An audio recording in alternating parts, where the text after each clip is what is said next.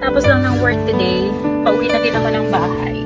So mga 30 to 40 minutes na drive ako para makauwi ng bahay. Lang, parang hindi alam. Ang init ng panahon today, tapos hindi pa officially summer dito sa New Zealand. Sobrang init ang summer dito sa New Zealand. Parang ilang cm away lang sa mukha mo. Ang init talaga. Kaya yung SPF, very important talaga dito. Tapos may bilin si Clay, so dumaan ako dito sa Woolworths, dito sa Botany.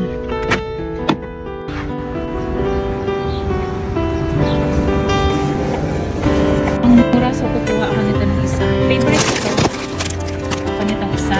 Tapos itong regular shake ko kay favorite ito ni Clay. Itong dark chocolate. So dalawa nang kukunin ko. Tapos may bilin pa si Clay na wafer. Hinahanap ko lang. Yung wafer ay hindi available dito sa Countdown. Sa packing sale lang daw yun. Bilhan ko din ito si Carlo. Gusto ni Carlo yung unsalted peanuts. So ayun lang, magbabayad na tayo.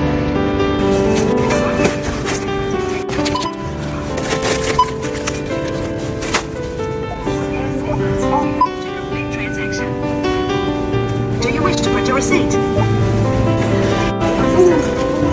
Ayun lang. See you again next time. Bye!